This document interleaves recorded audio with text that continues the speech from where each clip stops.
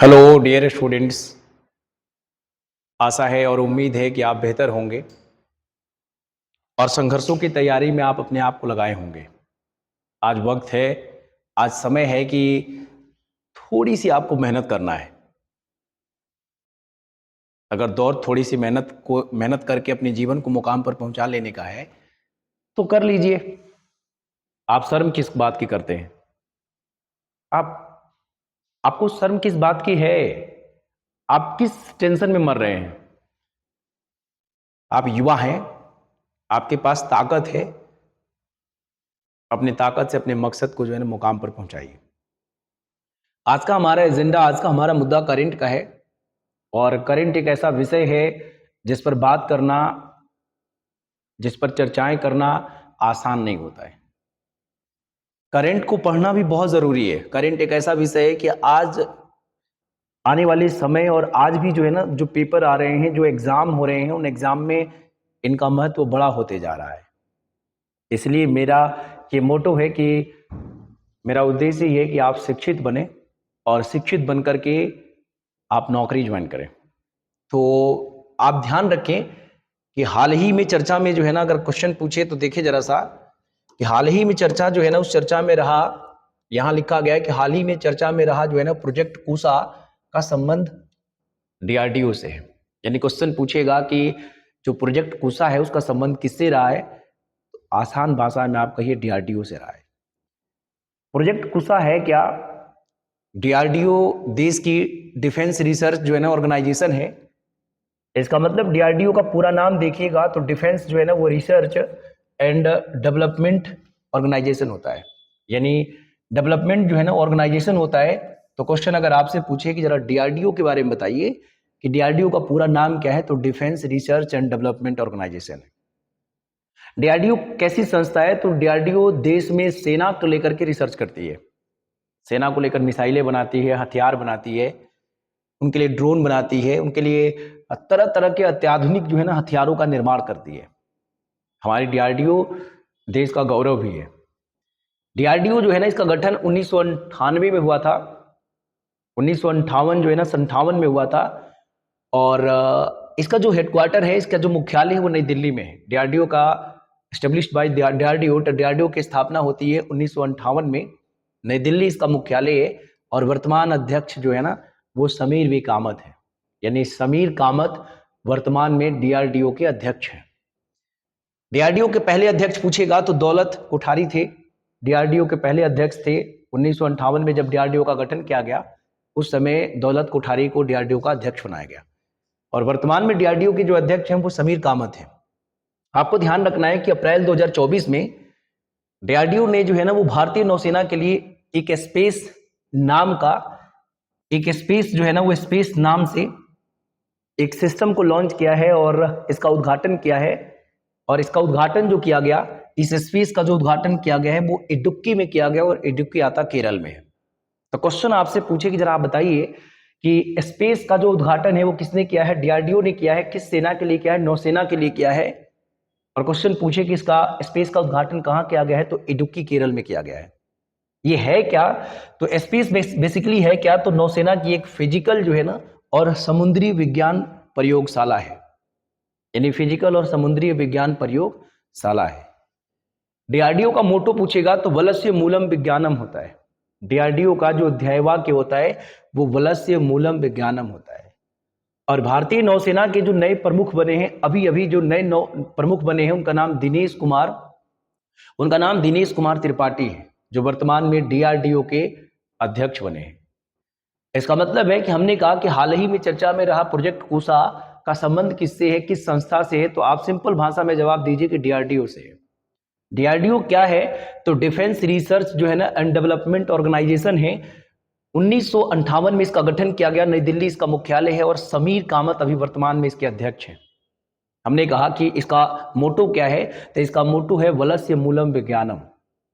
आपको ध्यान रखना है कि अप्रैल 2024 में हमने कहा कि डीआरडीओ ने भारतीय नौसेना के लिए एक स्पेस का उद्घाटन किया है और ये उद्घाटन इडुक्की केरल में किया गया। और ये स्पेस क्या है?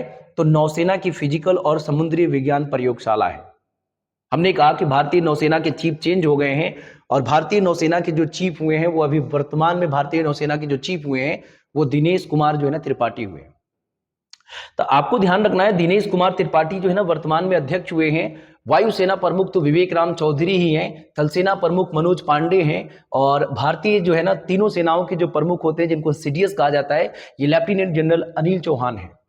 यानी थल सेना, वायुसेना, नौसेना, इन प्रमुखों का नाम आपको याद रखना जरूरी है, क्योंकि आप पेपर दीजिएगा और उन पेपर में इन सेनाओं के प्रमुख का जो है ना सवाल आपसे पूछा जाएगा कि बताइए थल सेना प्रमुख कौन है वर्तमान में, बताइए वायुसेना प्रमुख कौन है वर्तमान में।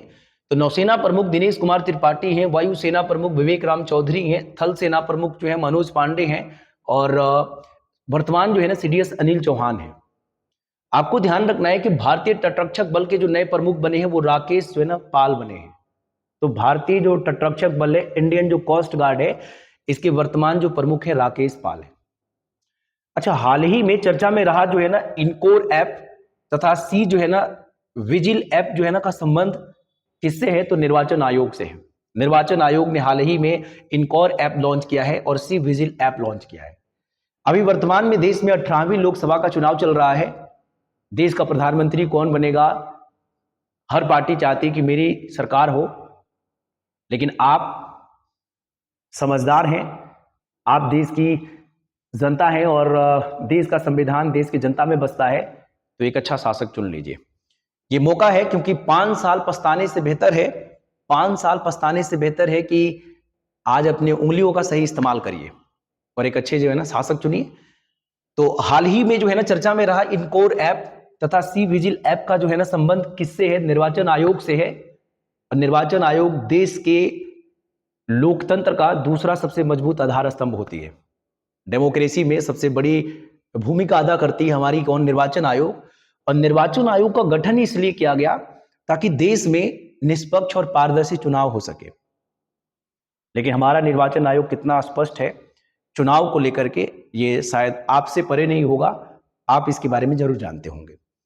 आप ध्यान रखिएगा कि प्रथम जो है ना मुख्य चुनाव आयुक्त सुकुमार सेन थे, प्रथम महिला जो है ना चुनाव आयुक्त रमा देवी थी, और वर्तमान जो मुख्य चुनाव आयुक्त थे वो राजीव कुमार है। तो प्रथम चुनाव आयुक्त जो थे, मुख्य चुनाव आयुक्त, वो सुकुमार सेन थे। अगर महिला जो है ना चुनाव आयुक्त पूछेगा तो वो रमा देवी थी, और अगर क्वेश्चन पूछे कि वर्तमान चुनाव आयुक्त कौन है, राजीव कुमार है। भारतीय संविधान का अनुच्छेद 324 निर्वाचन आयोग के गठन का उल्लेख करता है। भारत में एक निर्वाचन आयोग होगा जिसकी जिम्मेदारी सिर्फ चुनाव कराना होगा। केवल स्थानीय स्तर का चुनाव छोड़ दीजिएगा, बाकी सभी चुनाव जो है ना देश की सभी चुनाव को निर्वाचन आयोग कराता है। संविधान के 326 अनुच्छेद 326 के तहत हमें और आपको जो है ना भारत के नागरिकों को वोट देने का अधिकार है। हम वोट देने जाते हैं आर्टिकल 326 के तहत, और वोट देते समय जो स्याही का इस्तेमाल किया जाता है, हमारे उंगलियों पर लगाई जाती है, उनमें होता है सिल्वर नाइट्रेट, जिसके कारण वो स्याही जब लगती है तो वो तुरंत जो है ना आप मिटा नहीं पाइएगा उन्हें। निशान इसलिए लगाए जाते हैं ताकि एक ही इंसान बार बार वोट ना दे सके। आपको ध्यान रखना है कि क्वेश्चन अगर आपसे पूछे निर्वाचन आयोग को लेकर के, तो निर्वाचन आयोग जो है ना पहले जब स्थापित हुआ तो एक सदस्यीय आयोग था। 25 जनवरी 1950 को 25 जनवरी 1950 को निर्वाचन आयोग का गठन किया गया, और प्रत्येक साल जो है ना वो 25 जनवरी को राष्ट्रीय मतदाता दिवस के रूप में मनाया जाता है। तो जब इसका गठन किया गया तो इस उद्देश्य से किया गया कि देश में जो चुनावी मुद्दे होंगे वो स्पष्ट रूप में होंगे। चुनाव कराने की जिम्मेदारी एक संस्था की होगी और चुनाव कराएगी भी। लेकिन उस समय ये एक सदस्यीय आयोग था, और 1989 में एक तारकुंडे समिति बनी। उस समिति के सिफारिश पर ही इसे बहुसदस्यीय आयोग में तब्दील किया गया, और तब से ये बहुसदस्यीय आयोग बनता है। तो 3 मेंबर जो है ना वर्तमान में पूरे भारत के चुनाव को कराने की जिम्मेदारी सिर्फ 3 सदस्यों पर है। उसमें से एक चीफ इलेक्शन कमिश्नर होता है और 2 इलेक्शन कमिश्नर होते हैं। तो वर्तमान में ध्यान रखना है कि Rajiv Kumar chief election commissioner हैं, और अन्य जो चीफ कमिश्नर इलेक्शन है यानी कमिश्नर हैं।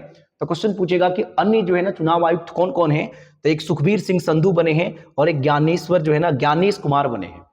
भारत के अन्य चुनाव आयुक्त अभी 2 बने हैं, एक सुखबीर सिंह संधू बने हैं और एक ज्ञानेश कुमार बने हैं।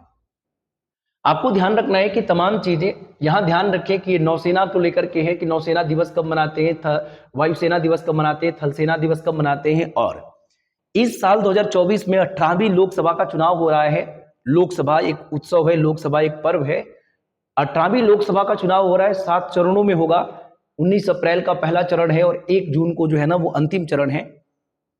तो आप ध्यान रखें, सही समय पर सही वोट का इस्तेमाल करें। आपका वोट आपका अधिकार। मिलते हैं नेक्स्ट वीडियो में। जय हिंद।